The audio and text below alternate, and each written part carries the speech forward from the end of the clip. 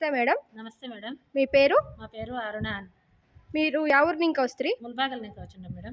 ఏళ్ళు ఇంకా ఈ దేవస్థానంకి వస్తా ఉండారు? మేము ఒక సంవత్సరం ఇంకా వస్తా ఉన్నాం మేడం ఇక్కడికి. మీకు ఏం ప్రాబ్లమ్ ఉండే? మీకు ఏం బాగాయా?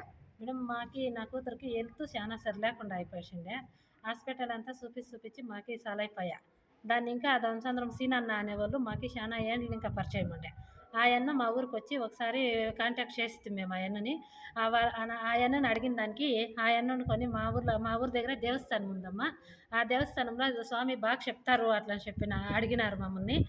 మేము అడిగితిమి ఆ స్వామిని ఏడొస్తుంది ఆ దేవస్థానము అట్లా అనేసి అడిగిన దానికి మల్నాయకనల్లి పంచాయతీకి సరైనది డి కురుబ్రల్లి అట్లా ఆడొస్తుందమ్మా గాయత్రి దేవస్థానము అట్లా అని చెప్పిండారు మాకు తెలీదు, మీరు ఒకసారి మమ్మల్ని తోడుకొని పోయి మాకు పరిచయం చేయించండి ఆ స్వామిని అట్లా అని అడిగిన దానికి రాండమ్మ తోడుకొని పోతానని చెప్పేసి వాళ్ళు సీనన్న అనేవాళ్ళు మమ్మల్ని తోడుకొని వచ్చి స్వామి దగ్గర పరిచయం చేయించిండారు.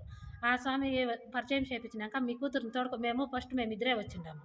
మేమిద్దరూ వస్తే చాలమ్మా మీ కూతురుని తోడుకురావాలా అని చెప్పి స్వామి చెప్పిండారు మా కూతురుని తోడుకొని వస్తే స్వామి కూతురికి అంతా చూసి 3 దినాలు ఇక్కడే ఉండాల్సి పడుతుంది, పూజ చేయాలా అట్లా అని చెప్పిండారు స్వామి.